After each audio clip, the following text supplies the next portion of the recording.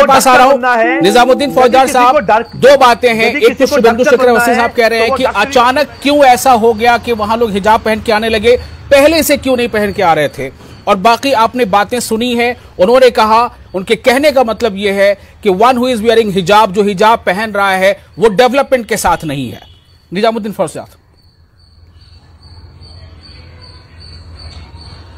पहली बात, अगर आप अवस्थी साहब की बात सुनेंगे कि आप उनकी पूरी बात सुनेंगे तो एक चीज पता चलती है कि ये लोगों का हक छीनना चाहते हैं। ये लोगों के साथ नहीं है। हिजाब पहनना नहीं पहनना मेरा अधिकार है, या किसी मुसलमान या हिंदू या क्रिश्चियन या कोई भी मजहब के लोग हो उनका अधिकार होना है, अधिकार है, अधिकार रहेगा। अवस्थी आएंगे, अवस्थी जाएंगे, मोदी आएंगे और मोदी जाएंगे। एक चीज बताना चाहूंगा, इस देश में किसी सरकार और किसी पार्टी को यह हक नहीं है कि किसी और का हक उसको छीन कर कहें कि आप हिजाब नहीं पहन सकते, क्योंकि ये देश में या इस संविधान में आपको हक नहीं मिलता या राइट नहीं मिलता। मुझे क्यों पहनना है, कैसे पहनना है, इनको बताने की जरूरत नहीं है। ये लोगों को पता रहना चाहिए कि जब यूपी में इलेक्शन आता है तो यहां पे कम्युनल फोर्सेस की खेती करते हैं ताकि वहां पर इफेक्ट हो।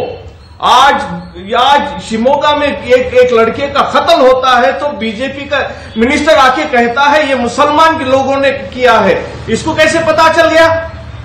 होम मिनिस्टर चला जाता है और कहता है कि इसी ग्रुप ने किया। होम मिनिस्टर को कैसा पता चल गया?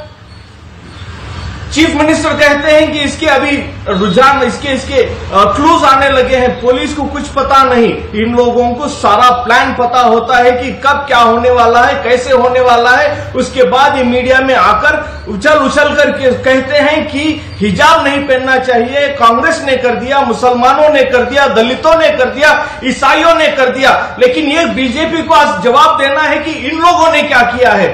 आज इस देश की जो पीस था, जो हार्मनी थी, उसको बर्बाद करके रखा है इन लोगों ने।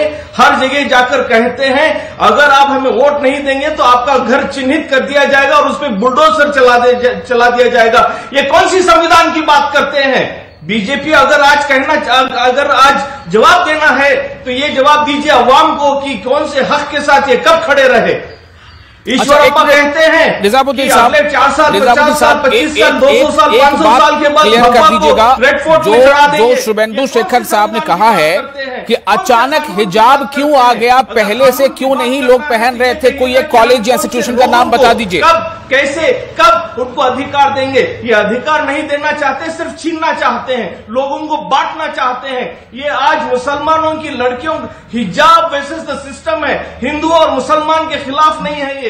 ये आज अगर आप देखेंगे पुलिस खड़ी रहती है कॉलेज के बाहर और कहती है बुर्का निकालो, हिजाब निकालो। ये लोग नहीं पूछ रहे हैं, ये सरकार पूछ रही है, ये बीजेपी की सरकार पूछ रही है कि आप हिजाब निकालिए। ये system versus the rights, system versus the fundamental rights, इसका जवाब दे। अवस्थी साहब बैठ के बड़ी बड़ी बातें करते हैं, डेवलपमेंट होगा, कैसे होगा। अरे डेवलप्ड इकोनॉमी को तो आपने बर्बाद कर दिया। निजामुद्दीन साहब, जो सवाल उठाया है शुभेंदु शेखर अवस्थी ने, उसका भी जवाब आप दीजिए। उन्होंने सीधा सवाल उठाया है कि कुछ तंजीमें ऐसी हैं जो लड़कियों को प्रोवोक कर रही हैं कि वो हिजाब पहनकर जाएं, पहले से वो ऐसा नहीं करती थी। इसका जवाब दीजिए। नहीं, अगर आप पिछले 50 साल 70 साल के अगर कोई भी तंजीम में जाकर अभी कोई भी हमारे बुजुर्गों से पूछ लीजिएगा कि आपकी बहनें या आपकी बेटियां कभी कॉलेज को या कोई तंजीम को हिजाब पहनकर जाती थी या नहीं जाती थी, वो कहेंगे हाँ जाते थे।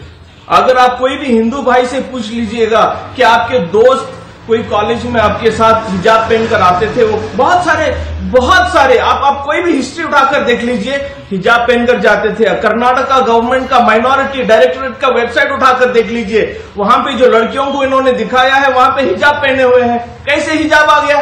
क्या सरकार गलत कह रही है? क्या उसका वेबसाइट गलत है? या ये लोग सिराज, मैं आपसे भी इसका जवाब लेना चाहूंगा। जो शुभेंदु शेखर अवस्थी साहब कह रहे हैं कि कुछ तंजीमों ने, उन्होंने एक तंजीम का नाम भी लिया है, बड़ा फेवरेट है ये तंजीम, खासतौर से इनकी पार्टी के लोगों के लिए, आसाम से लेकर के यूपी और हर जगह